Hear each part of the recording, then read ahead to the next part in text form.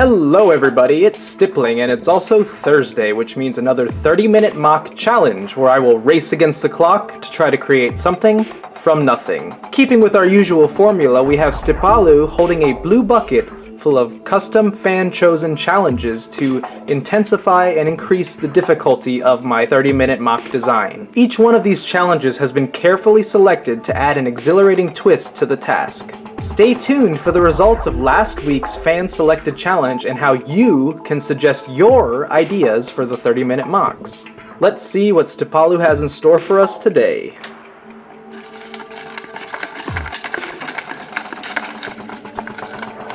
Today's challenge is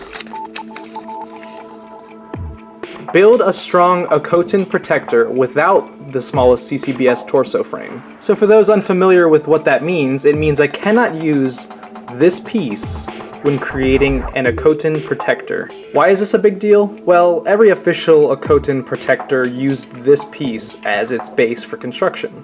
So by taking this out, it's going to force me to do something different. To make things a bit more interesting, we're going to take some creative control away from me, and instead of choosing an element for this Okotin protector, we're going to let fate decide. As always, we're going to sort these numbers alphabetically based on Toa names. So number 1 would be Gali, and number 6 would be Tahu. Let's hope fate chooses something interesting.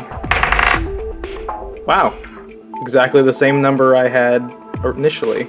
That would be Liwa, green, a jungle protector. That's different. That'll be fun. Okay, Stipalu, let's get your usual snarkiness out of the way.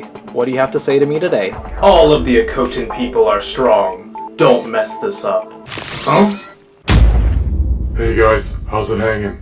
Never mind. Just build the thing. Things just keep getting weirder around here. Speaking of weird, who's that guy standing next to you, Stipalu? I have no idea, but you better quiet him before I do. Before things get any stranger, let's go ahead and get started with today's challenge. Alright, so the usual caveat applies. Once I get this clock started, there will be no stopping, so I have to work diligently to ensure that each second is used to the best of my ability and that I don't waste any time at all. Speaking of not wasting any time, let's go ahead and get started in 3, 2, 1.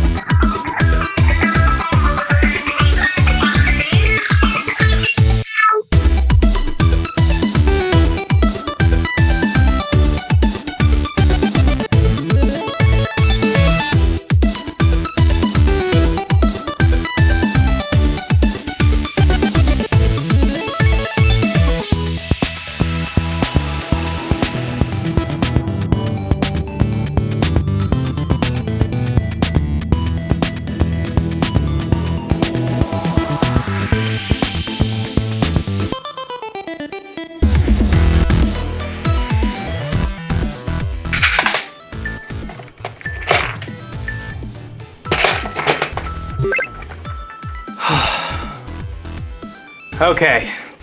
Never in my life have I dropped so many parts in one build. And I kind of cheated a little bit. I had that halfway in, but we're gonna go ahead and push that in. So that's what I got. Let's go ahead and bring it into the studio and see how I did. So this is Warzai, Chieftain Protector of the Jungle. Warzai's ego was just as large as his body, so he took on the name Chieftain to add an additional title to his already established leadership. During his life, Warzai was not the most pleasant person to be around, choosing war and conflict over peace and resolution. His aggression and lust for battle caused a lot of problems among the tribes. His life was ultimately short-lived, challenging one too many rivals to a duel. Upon his demise, his daughter and heir, Kiuri, became the new protector of the jungle. Kiuri's rise to power ignited a paradigm shift among the jungle community. Her love of the air and flying quickly ascended the jungle community into the skies. The building process for Warzai was just as chaotic as his life was. Things were falling apart, I was dropping things I was trying to build weren't working out. Everything just didn't work as planned. But I'm pretty happy with the overall results. For a simple, small protector, well, with wide shoulders, he really does look coherent and consistent throughout his color scheme and his build. With his mask removed, you can see I added 2 Borak eyes to kind of flesh out the side of his head and make it a little bit bulkier. I also added another pair of Borak eyes along his neck, which blends seamlessly into these wing-like appendages.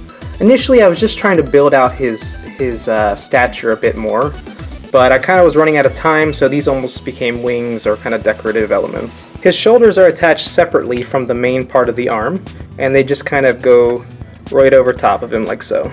It's always a struggle with 30-minute mocks to have time to make creative weapons, but these weapons are just a pair of greatswords he holds in each hand. He is that strong. Lastly, as the challenge was to build this character without using the smallest CCBS torso, I wanted to show you what the custom torso looks like that I built underneath. I could have gone the easy route and simply used another size torso, but I thought it was a good opportunity to practice my custom torso creation, and I think I did a pretty good job. The torso is fairly stable and doesn't fall apart unless you really tug on the arms or legs. That's really all I have to say about Warzai though. As he is a small character, there isn't all that much to cover in terms of his appearance. It's pretty much what you see is what you get.